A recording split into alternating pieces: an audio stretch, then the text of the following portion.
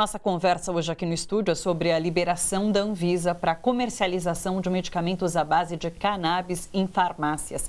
Estamos com o advogado Leonardo Sobral Navarro, da Comissão de Direito Médico e da Saúde na OAB São Paulo, Eliane Lima Guerra Nunes, que é diretora-geral da Sociedade Brasileira de Estudos da Cannabis, e Raul Tami, que é ativista pela regulamentação da cannabis medicinal. Quero começar com essa questão da comissão.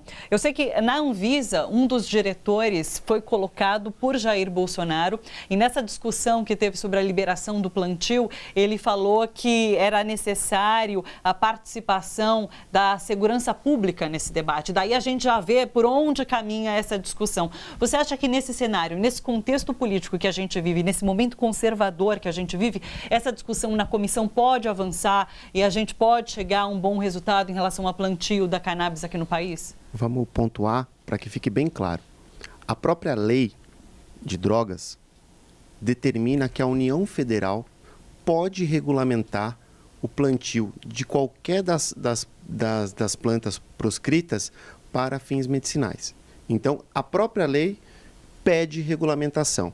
Quando se fala União Federal, a gente pode pensar em diversos atores. O próprio presidente fazendo algum tipo de regulação por decreto, pode-se pensar numa lei ordinária que venha complementar, ou atos do Ministério da Agricultura e da Saúde. Então, existe sim possibilidade de regulamentar dentro da estrutura política que a gente tem hoje. Com relação à discussão efetiva, o que aconteceu? Existem diversos projetos de lei, tanto em tramitação no Senado como na Câmara.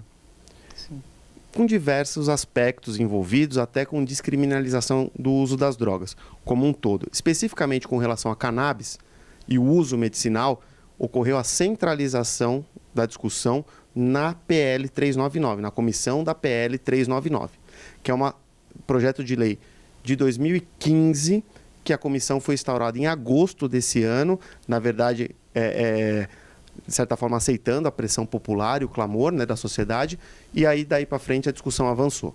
Então, é super positiva. O que a gente observa, o Raul teve lá, eu provavelmente, na próxima semana, vai ter a discussão dos advogados, então eu tenho uma inscrição pleiteada também, mas outros advogados, como o Dr. Emílio, da Rede Reforma, estará lá.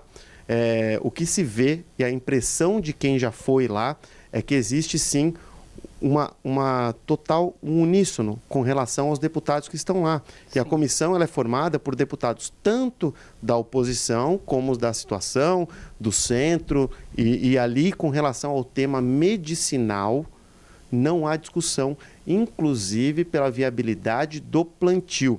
Lógico, vai ter regras? Lógico que tem que ter. Se existe tanto medo, então regule, mas não deixe de fazer. Na verdade, toda a discussão que existe no judiciário é por ausência de regulamentação. Claro. Porque a própria lei pede regulamento. Quando a lei pede regulamento e o governo não faz, o cidadão só tem um caminho, que é o judiciário. Então, para evitar o judiciário, para evitar o custo, porque existe, lógico, as ações do plantio. Isso não traz custo para o governo. Mas as ações para fornecimento do medicamento pelo SUS eleva o custo da Secretaria de Saúde Sim. do Estado, da União Federal. Então, se o governo tem a intenção de fechar as contas no positivo, esse é um item que precisa ser pensado. Tá? Claro. Porque o acesso ao produto de forma fácil para a população, que tenha regras de produção, que tenha o cultivo associativo, não importa, mas a discussão existe, está lá, e é esse o rumo que a gente espera. Então, a comissão, acho que encerra as atividades daqui 2 semanas, nesse ano. 2020 já tem a agenda dessa comissão e a previsão é para um relatório entre março e abril. Então, a gente, em termos legislativos, não é a longo prazo. Está num tempo até factível, num tempo justo, para que se tenha uma discussão e para que as audiências públicas sejam realizadas. Então, eu entendo que pode sim o contexto, apesar da polarização política, pelo menos neste caso, o que se tem dessa comissão e de quem foi lá é que realmente existe algo muito positivo caminhando nesse sentido da liberação do uso medicinal inclusive do plantio. Que bom, que bom.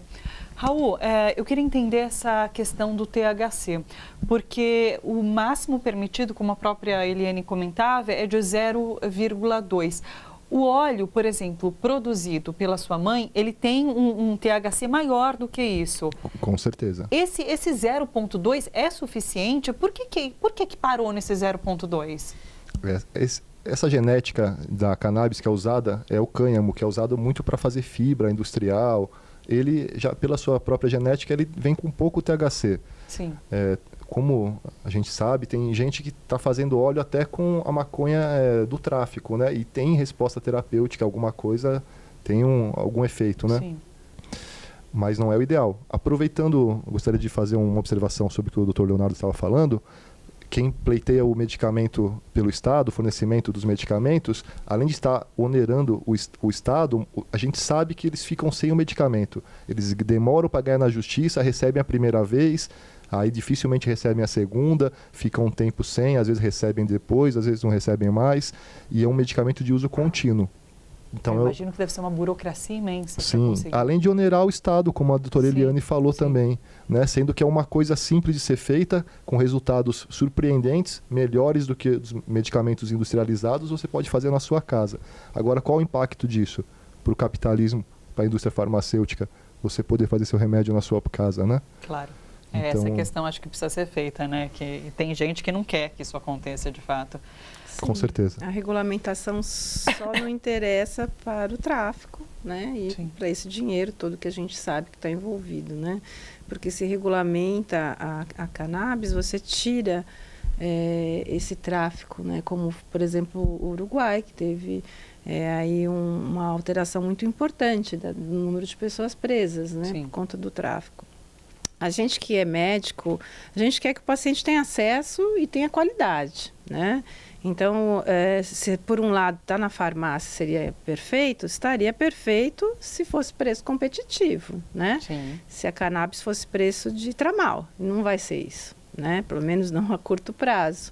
E aí o Brasil perdeu de novo, né, uma possibilidade de ser, além de um mercado consumidor, porque é só isso que a gente vê nas mídias lá fora. Olha, invistam no Brasil porque até regulamentar vai ganhar dinheiro, né? É que a população SUS dependente não vai ter esse acesso, né? Então, assim, está muito longe de conseguirmos no SUS, sendo que já existe, né, toda uma proposta para plantas medicinais. Então, é só estender isso para cannabis, né? Então, a gente teria que ousar um pouco. Agora, a gente está, assim, ainda muito esperançoso, né, que a PL, que está tramitando, possa realmente fazer a regulamentação dessa lei que é de 2006. Então, em 2006 já estava previsto que o paciente poderia plantar, que as universidades poderiam fazer pesquisa, e de 2006 até agora nós não temos nenhuma regulamentação. Então, a gente precisa. E a gente precisaria que cada cidade tivesse uma associação como a Abrace, né? Sim.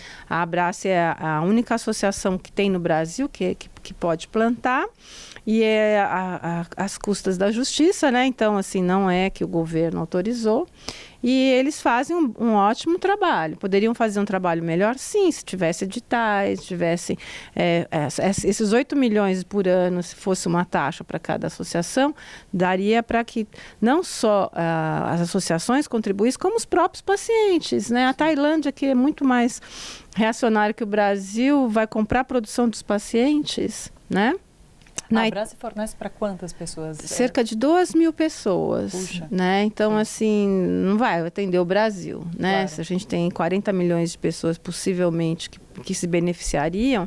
No caso da mãe do Raul, que é minha paciente também, a gente sabe que é o THC que tem efeitos não só na melhora da depressão, mas que também melhora o tumor, né? Sim. Então, tira a dor, melhora o humor, melhora o sono e diminui as células cancerosas. Quem está, assim, com mais de 300 estudos é Israel, né? Por quê? Porque lá é uma política do governo, né? Então, eles dão subsídio, atendem várias pessoas e estão estimulando as pesquisas. E aí, assim, eu acho que nós tivemos 100 anos demonizando, né, trazendo que é a erva do diabo, e eu sempre gosto de brincar que, assim, desde 1930, quando começou a proibição, já sabíamos que a palavra quinebozim é maconha, né? É o cânhamo, e está escrito na Bíblia, está lá em Êxodos, né? Faz parte do remedinho que Moisés recebeu, né, de Deus para fazer um óleo sagrado. Então, assim, a gente só proibiu por questões econômicas e por questões sociais, não foi por questões científicas, apesar da gente sempre dizer que não tem evidências científicas, etc. Sim, né? Eu acho que desculpa de fato, né? É uma desculpa para quem não está estudando, né? Sim. Então, eu me formei em 87, então essas descobertas foram na década de 90, então quem se formou, até agora, quem está se formando agora também não tem quase formação, né? Então, eu acho que assim, as universidades têm que ensinar sobre o assunto, porque todos nós temos sistema endocannabinoide, né? Até uma hidra tem, então assim, todos nós temos, e nós estamos fazendo um grande retrocesso nesse país, e a gente acaba até brincando, dizendo que o Brasil foi o último, né, a libertar os escravos, provavelmente vai ser o último a aproveitar esse boom que está tendo no mundo inteiro. Sim. A gente sempre andando na contramão. Exatamente. Né? Incrível. E eu costumo falar, você perguntou do contexto político, a doutora Eliana lembrou novamente, Eliane. 2006 a data que a lei pede regulamentação. Então não é a polarização que existe hoje que impediu que ocorresse alguma regulamentação. Então, na verdade, eu vejo a União Federal abrindo mão de uma atividade econômica que vai gerar tributo, que vai gerar emprego, ou seja, ela abre mão de ofertar possibilidade de trabalho dos mais variados, porque você vai ter a parte técnica científica, você vai ter a parte operacional, então você vai ter uma gama tremenda de trabalhos agregados, diretos e indiretos. Sim. Então você abre mão da atividade econômica, você abre mão de emprego e você abre mão da saúde da população. Então você fica em mora com o cidadão, é o governo infringindo a Constituição Federal. Porque se ele tem a obrigação de fornecer saúde para o seu cidadão e não o faz porque não regulamenta a lei, é o governo que está infringindo a Constituição. Não é quem está plantando a cannabis em casa, ou está produzindo o seu óleo, ou trazendo na mala das viagens internacionais. Sim. Essa pessoa está procurando o seu bem-estar que o governo abriu mão. Sim. É até engraçado a gente ter que precisar de uma autorização judicial para garantir a saúde, né? Para garantir qual tratamento o paciente deve escolher, né? Claro. Pessoal, na verdade, só a título de curiosidade, quando a gente fala em plantação, que a sua mãe, no caso, conseguiu essa autorização, pelo que eu li, são 5 pés, né? Porque quando a gente fala em plantação, parece que está plantando em larga escala, não, mas não. São 5 pés adultos em floração e 30 mudas, porque precisa manter uma padronização nos clones, né? Então, desde a germinação até o estágio vegetativo, quantidade é de 30, né? Incluindo os clones, e 5 já adultas, como está no habeas corpus. Interessante para a gente levar essa informação para quem não sabe. Isso está falando que é para garantir a salubridade pública, né? Ter um controle, e agora tem que ir em oficial de justiça lá para fiscalizar e contar quantas plantas tem. Tem isso também. Então, faz parte, né? Infelizmente, como a doutora Eliane brinca, a gente faz parte de uma quadrilha, né? Então... Sim, que triste. Mas existindo esse controle, mas viabilizando o acesso à saúde, sim, menos mal. Pessoal, quero agradecer demais a participação de vocês.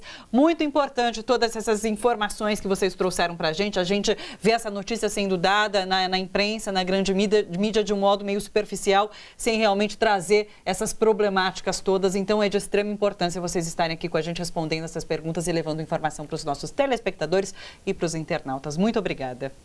E a gente continua acompanhando para ver o avanço dessa discussão, inclusive. Certeza. Precisamos tirar o preconceito contra a cannabis medicinal. Obrigado pela oportunidade. Obrigada. Muito obrigado pela oportunidade e acho que, em resumo, o grande desafio é cultural mesmo. Então, esse espaço de informação é muito importante para a gente poder mostrar um pouco da nossa realidade. Tem um ponto, né? Eu sempre costumo falar, quando alguém fala a palavra maconha, sempre o primeiro pensamento vai ser preconceito. Por quê? Porque é assim que a cultura foi enraizada. Então, acaba sendo subliminar, né? Sim. Talvez essa nova geração tenha uma ligação de cannabis com medicina. Sim. Talvez. Mas a barreira existe. A nossa geração aqui, hoje, ela veio e nasceu e cresceu na parte acadêmica, na jurídica, na médica, ela nasce com preconceito. Cannabis, preconceito. Maconha, preconceito.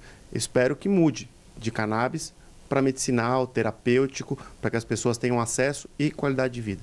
Para acabar com preconceito, nada melhor que ter informação. É isso. Com certeza. Obrigada, muito pessoal. Obrigada. Olha só, você que curte a TVT e quer contribuir com a gente para que a nossa programação chegue cada vez mais longe, se inscreva no nosso canal do YouTube/Rede TVT e torne-se membro. Ou então faça a sua contribuição em nosso Catarse. É só acessar catarse.me/TVT. A gente agradece.